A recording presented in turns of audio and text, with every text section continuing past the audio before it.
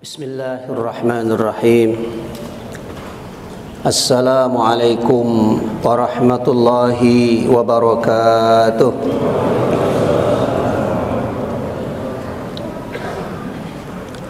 Alhamdulillahilladzi a'zama lailatal qadri bitada'ufi al-khairati was-sawab wa ghafara zunuba man taba wa anab. Asyhadu an la ilaha illallah syahadatan tanfariju bihal qurub wa asyhadu anna Muhammadan abduhu wa rasuluh al-mab'us li jami'in nasi minasyarq wal ghurub. Allahumma salli wa sallim wa barik ala sayyidina Muhammadin wa ala alihi wa sahbihi ajma'in, amma ba'du. Para shaimin dan shaimat, hadirin dan hadirat rahimakumullah, tidak ada kata-kata yang lebih patut dan lebih pantas kita ucapkan pada malam hari ini selain mengucapkan alhamdulillahi rabbil alamin. Kita telah diantarkan oleh Allah Subhanahu wa taala pada malam yang ke-21, malam yang mulia. Kita berkumpul bersama orang-orang mulia di tempat yang paling mulia. Semoga dengan sarana itu, dengan sebab itu, Allah mengangkat derajat kita menjadi orang yang mulia. Allah muliakan keluarga kita dan anak-anak kita. Dan kita berharap semoga Allah kumpulkan kita nanti di hari akhirat kelak bersama orang yang paling mulia, Nabi kita Muhammad sallallahu alaihi wasallam. Para shaimin dan shaimat rahimakumullah, malam hari ini tema yang diberikan kepada saya adalah memburu Lailatul Qadar. Kalau kita memburu berarti kita harus punya persiapan dan sungguh-sungguh. Apa persiapan yang harus kita lakukan? Bagaimana kesungguhan kita untuk bisa mendapatkan malam Lailatul Qadar? Salah satu kemuliaan yang ada di bulan Ramadan itu adalah karena adanya malam Lailatul Qadar. Malam Lailatul Qadar itu adalah malam yang dinanti-nantikan oleh sejak masa dahulu, sejak zaman Nabi kita Muhammad sallallahu alaihi wasallam, oleh para sahabatnya, para tabi'in dan tabi'in, para salafus soleh, dan seluruh umat Islam yang berada di seluruh permukaan bumi ini. Semua mereka berupaya untuk bisa mendapatkan malam Lailatul Qadar. Lalu bagaimana dan apa yang kita lakukan? Nabi kita Muhammad sallallahu alaihi wasallam telah memberikan contoh kepada kita dalam salah satu riwayat di mana disampaikan oleh Siti Aisyah bahwa iza dakhala asrul awakhir, apabila telah datang malam 10 hari terakhir di bulan Ramadan, maka Rasul apa yang dilakukan? Syadda mi'zarahu, mengencangkan ikatan pinggangnya, mengencangkan kainnya. Berarti Rasulullah berupaya bagaimana agar supaya tidak tidur pada malam itu. Wa aiqaza ahlahu, dan dibangunkan keluarganya. Wa ahya lailahu, dan menghidupkan malam-malamnya. Maka ini adalah merupakan contoh yang dicontohkan oleh Nabi kita. Bagaimana agar supaya kita bisa mendapatkan Lailatul Qadar itu? Rasul mencontohkan, pertama, dikencangkan ikat pinggangnya. Tidak bergaul dengan istri selama 10 hari terakhir ini. Kemudian tidak tidur, bahkan keluarganya dibangunkan.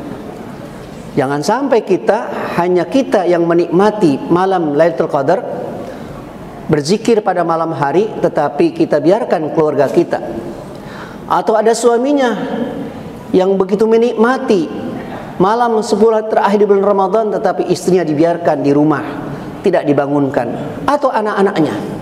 Tetapi Rasul memberikan contoh bagaimana menghidupkan malam-malam 10 hari terakhir di bulan Ramadan, kemudian juga dibangunkan keluarganya untuk bersama-sama beribadah kepada Allah Subhanahu wa taala.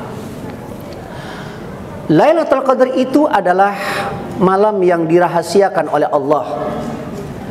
Walaupun bocoran-bocorannya disampaikan oleh Nabi kita Muhammad sallallahu alaihi wasallam, di mana Rasulullah SAW menyampaikan apabila 10 hari terakhir di bulan Ramadan itu, maka kata Rasul, faltamisuha, carilah, bersungguh-sungguhlah, berupayalah untuk mendapatkan Lailatul Qadar. Di mana Lailatul Qadar itu diduga ada pada fi tasi'atin wa isrina, pada malam 29, malam 27, malam 25. Tetapi yang dicontohkan oleh Rasul adalah 10 hari terakhir penuh Rasul memanfaatkannya untuk beribadah kepada Allah Subhanahu wa taala. Apa itu Lailatul Qadar? Ada dua kalimat, pertama Lailah, malam, yang kedua Al-Qadar. Al-Qadar memiliki 3 penafsiran.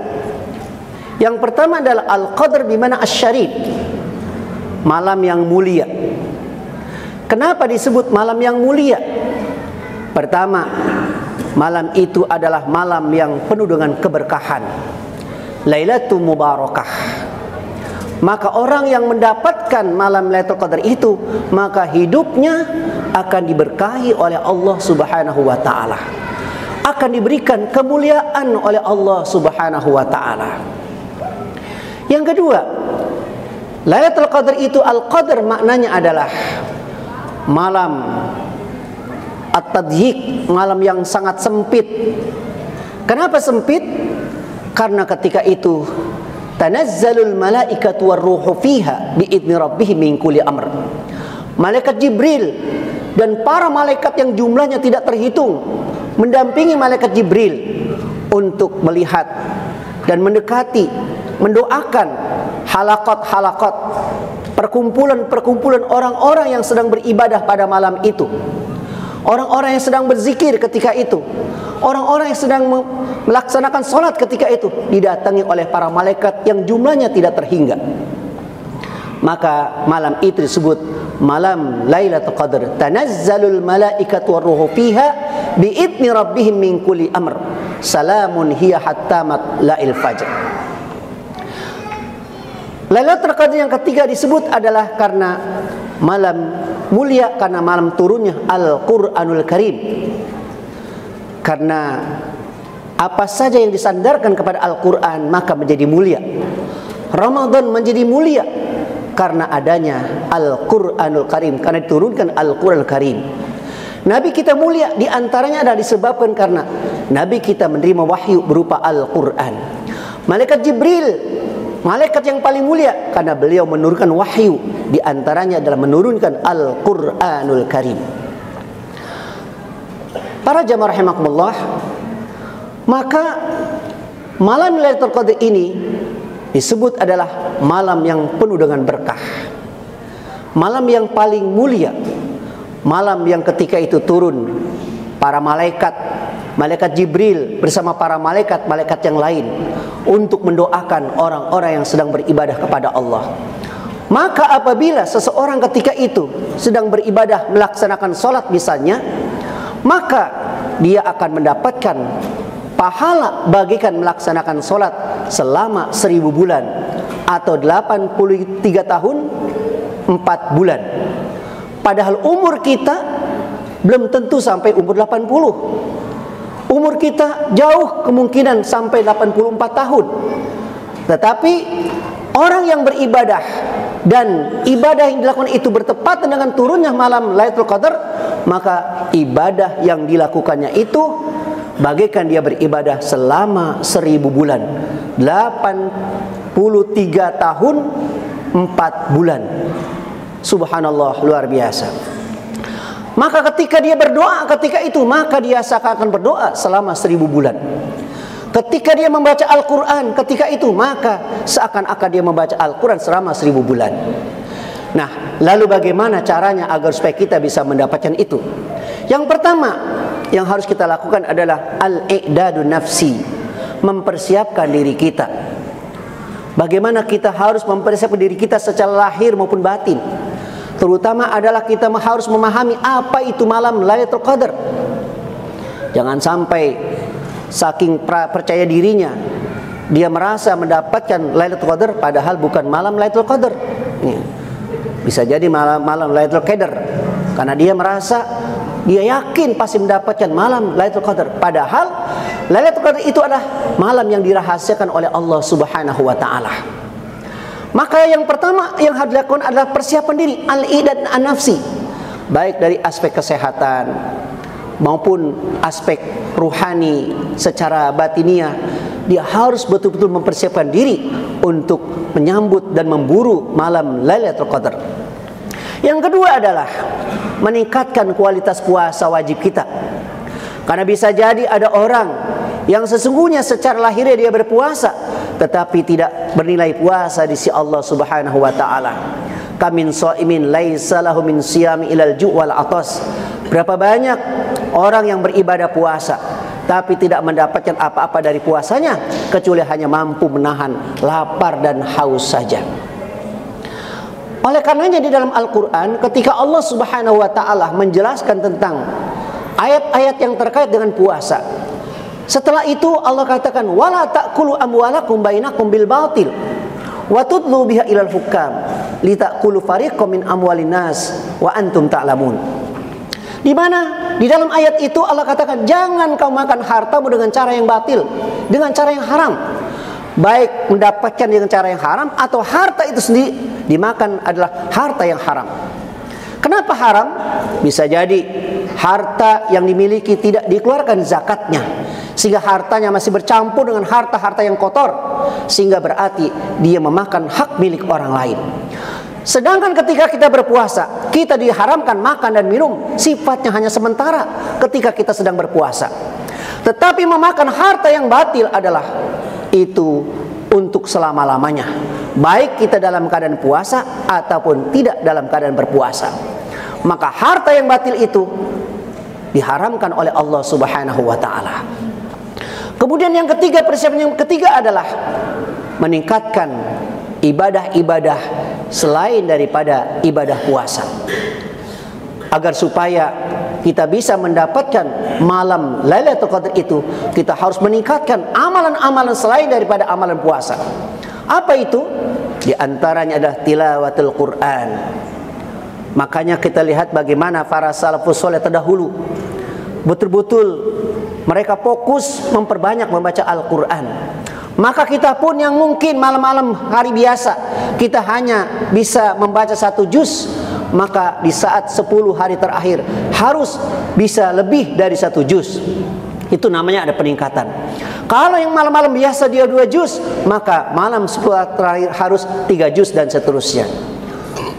Kemudian juga kalau kita lihat bagaimana Imam Syafi'i radhiyallahu anhu, beliau menghatamkan setiap bulan Ramadan siang hari 1 juz dan malam hari 1 juz.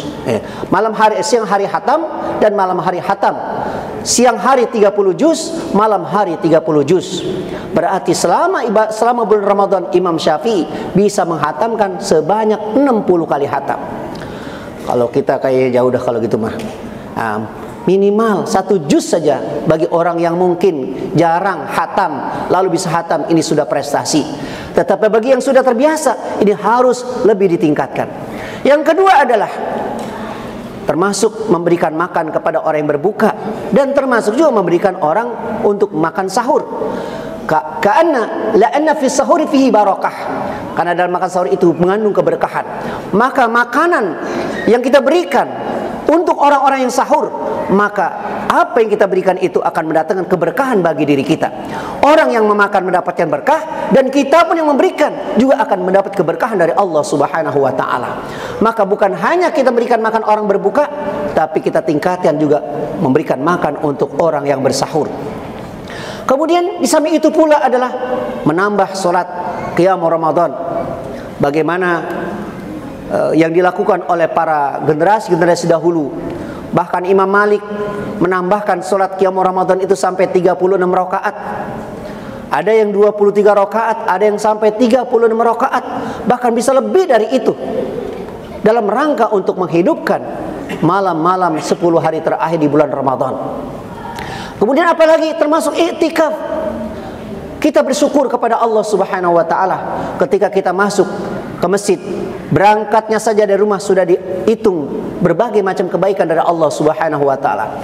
Begitu kita masuk, kita berdoa kepada Allah, diberikan catatan pahala oleh Allah Subhanahu wa taala. Lalu kita melaksanakan salat tahiyatul masjid, sudah diberikan kebaikan oleh Allah. Lalu kita duduknya itikaf, juga diberikan kebaikan oleh Allah Subhanahu wa taala. Maka ketika itikaf itulah yang dianjurkan terutama adalah di bulan Ramadan pada 10 hari terakhir. Karena kata Imam Zuhri, sungguh sangat aneh kalau ada orang yang 10 hari terakhir ini tidak pernah iktikaf. Padahal Rasul mencontohkan kepada kita sampai akhir hayatnya, Rasul senantiasa menghidupkan malam-malam 10 terakhir dengan beriktikaf di dalam masjid, beribadah kepada Allah Subhanahu wa taala. Kemudian memperbanyak berdoa kepada Allah, karena doa di bulan Ramadan ini adalah doa yang sangat mustajab. Kita doakan anak-anak kita yang sedang belajar, anak-anak kita yang sedang berjuang menuntut ilmu, keluarga kita, atau ada orang yang sedang sakit. Maka doa-doa yang kita lantunkan di bulan Ramadan ini pasti diijabah oleh Allah Subhanahu wa taala. Maka dengan upaya-upaya seperti itu, apa yang dilakukan oleh Rasul, kemudian kita teladani, kita contoh. Begitu pula yang dilakukan oleh para generasi salafus saleh terdahulu, kita ikuti. Maka insya Allah kita akan bisa mendapatkan dan bisa meraih malam Lailatul Qadar. Mudah-mudahan Allah Subhanahu wa taala selalu memberikan bimbingan kepada kita dan menjadikan kita orang-orang istiqomah untuk menjalankan ibadah kita kepada Allah Subhanahu wa taala, dan semoga kita diberikan rezeki oleh Allah untuk bisa mendapatkan malam Lailatul Qadar. Kita mulai dari malam hari ini sampai malam yang terakhir.